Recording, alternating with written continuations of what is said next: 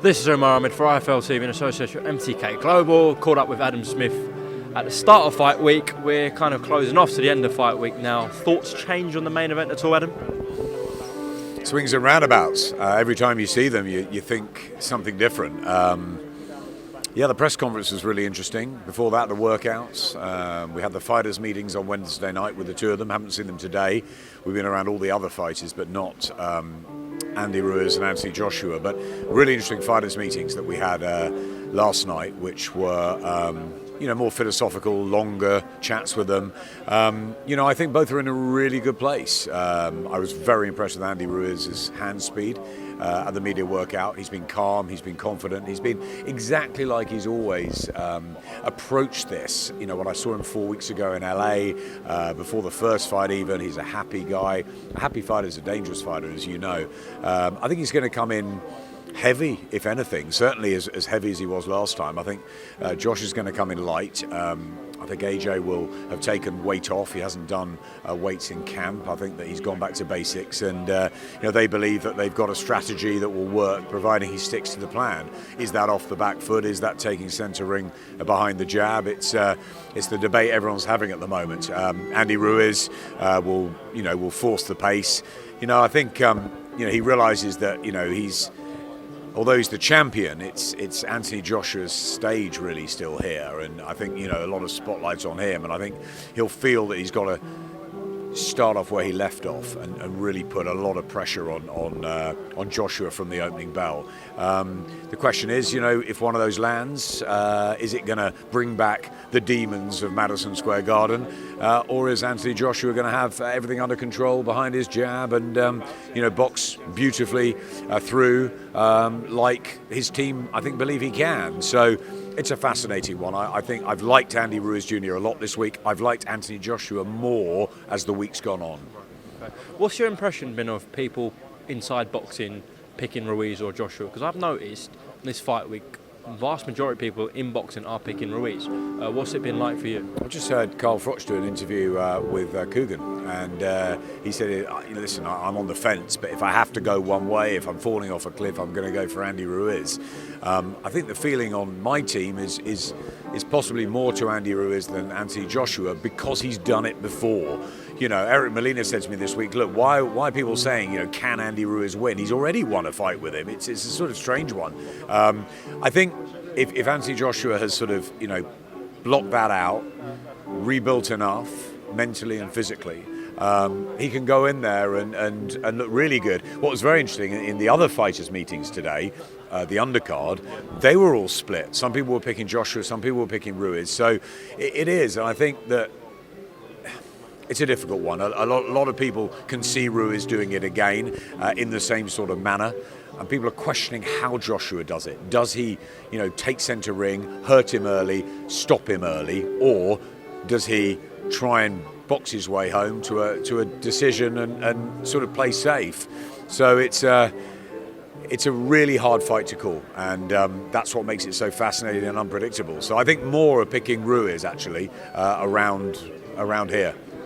Everyone's talking about what's left for Joshua. If he wins this, there's huge money and fights in front of him. But I don't think people are touching upon the fact that I don't think Ruiz got the credit for the win in the first fight. So there's a huge motivation for him there, surely, to put the doubters completely to bed and beat Joshua a second time. I'm just not one of these people that think Andy Ruiz is here for his 15 minutes of fame and his paycheck. I just don't think he is. I think he is a fighter. I think he's always been a battler. He started boxing at 6. He's always been the underdog. He's aesthetically never looked great. He's had to take a lot of jibes over the years. He's finally achieved his dream. I don't think he'll want to give up on this. He's making a lot of money this time. He'll make even more if he fights Deontay Wilder or Tyson Fury or others next year. So why would he want to give up? I think it's a pride thing. I think it's a family thing. I think it's a humble thing. And I think it's also the fact that he knows there's huge carrots ahead. So I think Andy Ruiz is going to do everything he can to win this fight. Will he? That's the big question. Anthony Joshua has more pressure on his shoulders because it's a sort of must-win fight for him. I mean, is it the end of his career if he dramatically loses? Of course not. He can come back, he can fight, he can fight regularly. But, you know, in the higher echelon, it will be a big setback if he was to lose in, you know, spectacular fashion, a bit like he did in the Garden. If he loses a great fight and, you know, both have their success, then maybe they could do a third. But it's a lot of pressure on Joshua's shoulders, because if he dramatically beats Andy Ruiz this time, then it will be like seen as a bit of a blip. Back he goes into the Wilder Fury conversations. You know, maybe he comes back and has a homecoming against Kubrat Pulev or Dillian White or someone like that, you know, and then goes for the winner of Fury Wilder. It's all back on track.